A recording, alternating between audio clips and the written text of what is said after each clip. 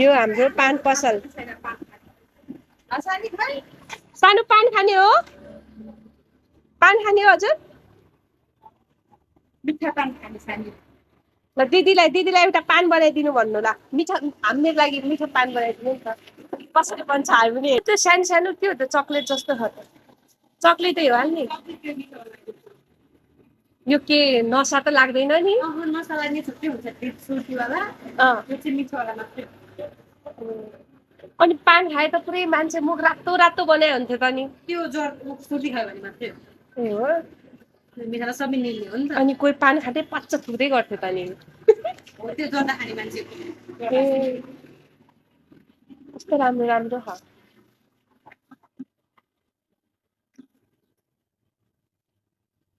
ए मिठा पानमा सबै हाल्छ?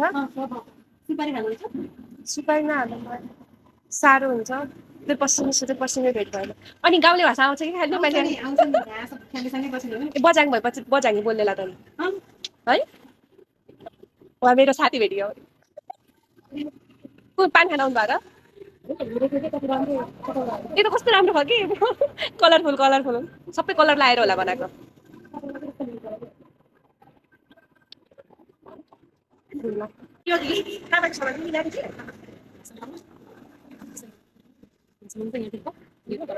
अनि मुख भित्र यसरी कप हाल्नु अनि यो सिन्का यसरी तान्नु।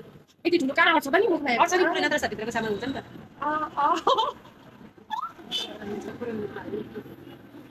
ओहो नत्र आदि खायो भने त्यो झर्छ नि त्यहाँ भित्रको सामान सबै। पहिला सानो बनाएको सानो पातलो बनाएको पहिला। Oh my God! Wow! अनि पानको पात कहाँ पाइन्छ? यो के पान यो खानु त लिएर यो पान यो सब आइटमहरू इन्डियाबाट आउँछ। आज बहिनीको पान पनि खाइयो।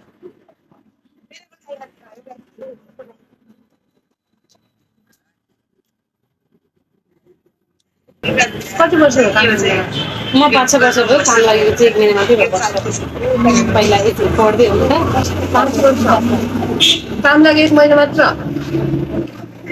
तिमीलाई खबर के गरिरहेको छ? पढेर ब्याचलर पछि पढेर पैसा भर्दैन। पनि ल्याउ चेरी। खाने हो? केकमा त खान्न कि?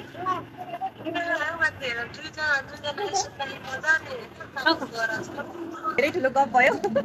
अझै बहिनी बाई सानो बाई गरिदिनु ल। बाई ल आजको रमाइलो कुराकानी।